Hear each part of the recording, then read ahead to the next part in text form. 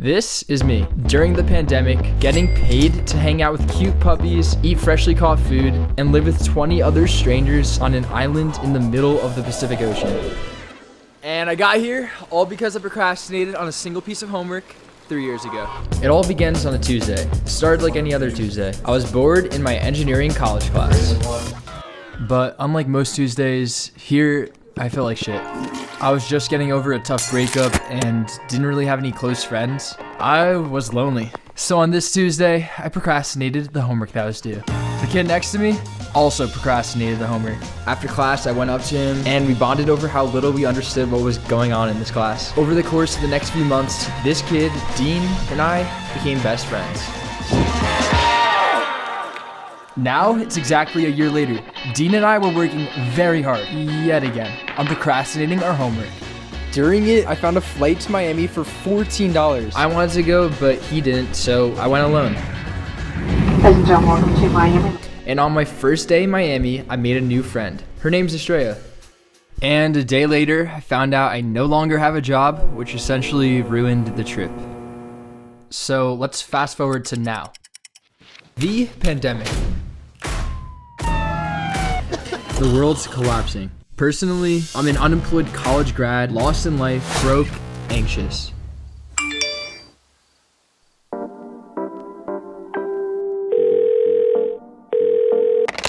Estrella says she knows someone who can get me and one other friend a job on a TV show being filmed in the middle of the Pacific Ocean.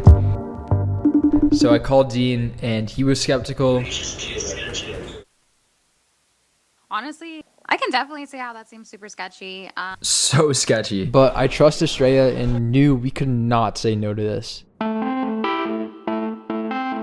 about to go in for a COVID test right now. Fingers crossed. Tomorrow, I leave for Tahiti. Whew, I really hope things work out. There's such a small likelihood it actually works out. Hi, yes, this is Adam. Your results came back, Uh-huh. and it looks like they came back negative. We're off to Tahiti. Yeah! Thank you. Welcome aboard. Tahiti bound, baby. I let too much pride keep you away. Bon appetit. Come on back home. Welcome to Tahiti. Yeah, bro. We made it to Tahiti, baby. So yeah, we made it to Tahiti. And the job, surprisingly, was real. For 3 weeks, we seriously made some of the craziest memories ever. We lived on a private island with 20 backpackers, cute puppies, freshly caught fish, crystal clear water, beautiful boat rides, crazy parties, awesome local friends, coconuts, all this for free. Insane. And that's how I got here. But I'm not going to go more into detail because the real magic happened after the job. The real magic happened when we procrastinated again. The day we finished our jobs, Dean decided to procrastinate finding an Airbnb until it was nighttime. Off to the new Airbnb. We cluelessly set off with our expensive luggage on a long, dark road. 1 hour later, we lost our cell service and got lost. Very lost. To get to this spot, we took 4 planes, 2 boat rides, and 1 long walk away from the place that we once called home. Some dude approached us offering us drugs. We said no. We turned the corner to go onto the next street. A voice called out to us, "We drive you?" We went closer and it was a grandma with a granddaughter. At this point, there weren't many other options. They called our Airbnb host and spoke French to her, and then for the next 20 minutes drove us up a mountain to our new place. And the grandma said she can take us on a tour of the island tomorrow if we're free.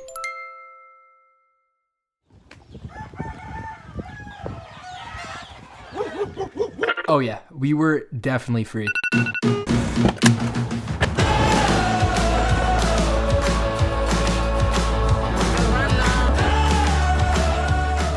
They took us on an epic tour of the entire island. her favorite pearl farm, This is from here. her favorite hiking spot. The grandma even bought us local fruit from some guy on the street.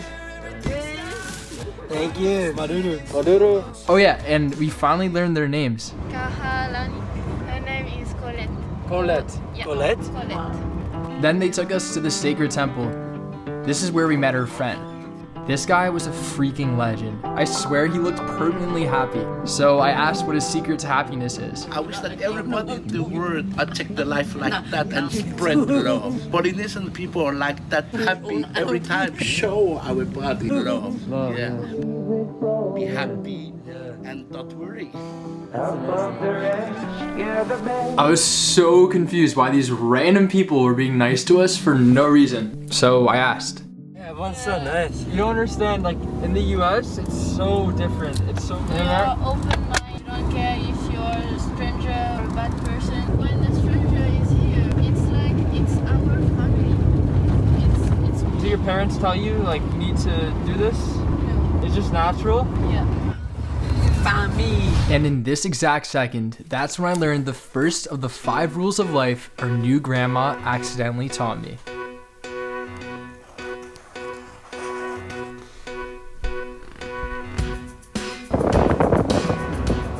Then she drove us to the local food market. She asked what our favorite foods are, smirked, and then said she'll be back at our Airbnb at 7 p.m.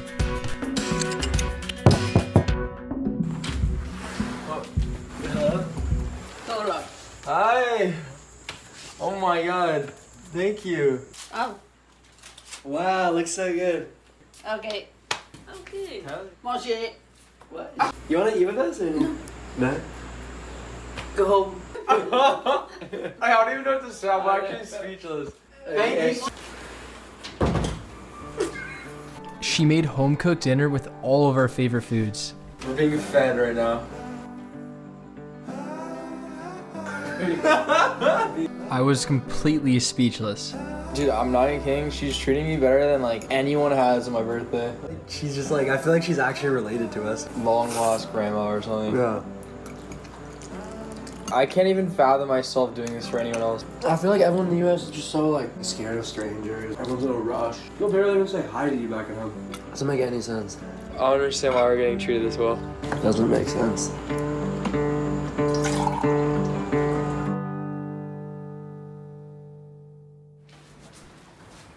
So today was supposed to be just a chill day, you know, no plans. And then this tiny little unexpected knock taught me the second of the 5 rules of life. I couldn't see who knocked, but I knew Grandma was behind that door, and on the other side was an adventure. And if this trip has taught me anything, it's to always say yes to spontaneous adventures.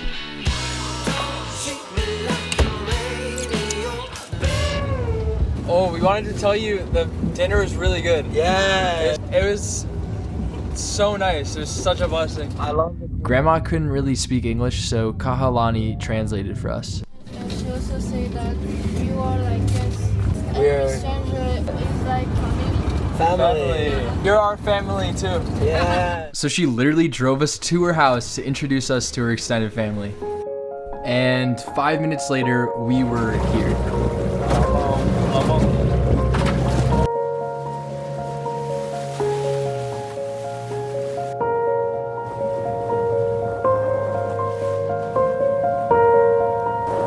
This is a private island.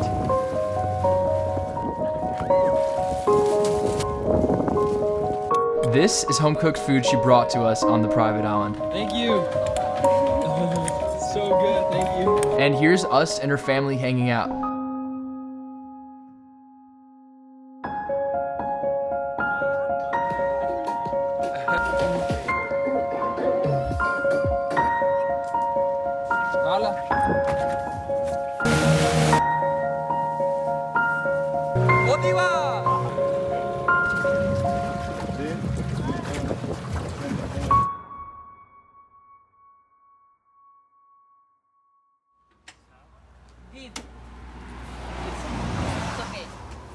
Hi. Hello, welcome. Oh, By the way, we have some introductions to take care of. This is Enpei, our American friend. This is the grandma's brother, an absolute legend. These are his kids, and you know her by now. The grandma dropped us off and then tasked us with a singular mission.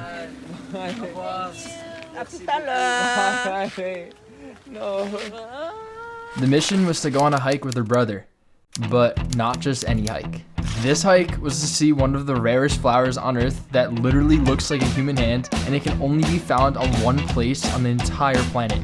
On the tippity top of the tallest mountain of the island, Mount Temehani. It sounded fun in theory. What's this? Huh? Knife. Big. You ready? Yes.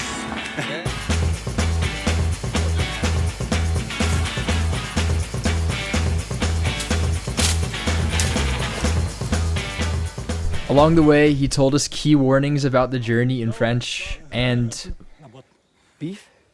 we don't know French.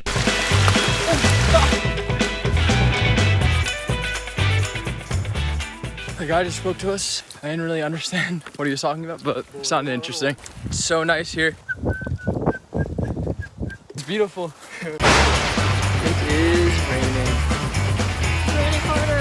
I thought we were gonna see a flower and go on a nice stroll. Oh my god! Oh my god! Go back. Oh my god, it's huge! It's raining so much! This does not look safe. Oh, what's going on? A rope tied to like a tree, and then he was climbing down, and then it broke off, and the tree out, and he almost fell. Oh my god!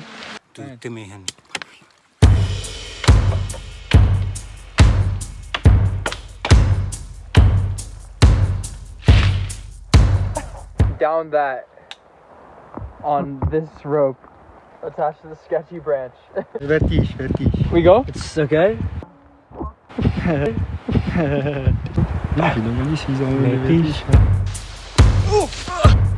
So slippery.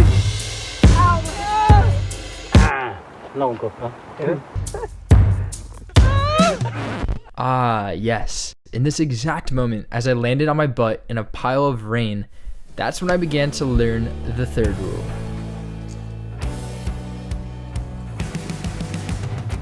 If I didn't feel lonely after a hard breakup, if I didn't lose that job, if all my plans didn't get screwed over during the pandemic, if Dean didn't procrastinate our Airbnb, if a guy didn't try to sell us drugs, none of this would have been possible. It's there. Welcome to Temehani.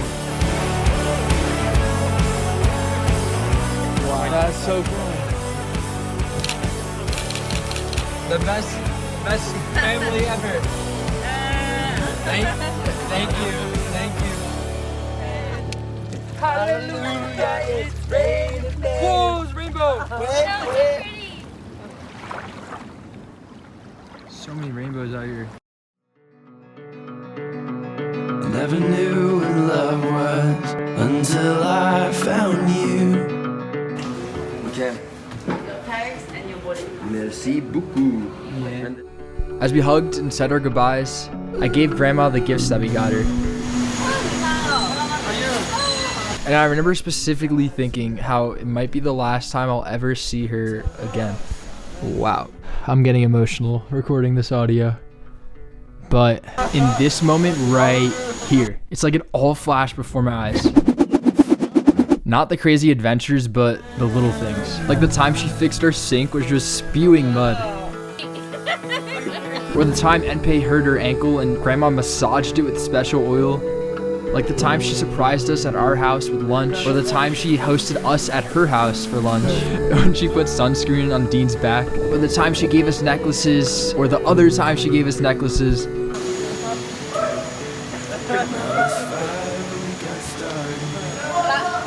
I'm realizing now, through this entire time, she barely even spoke to us. We go. She may not have said many words, but the way she made us feel. I love you. will stick with us for a lifetime.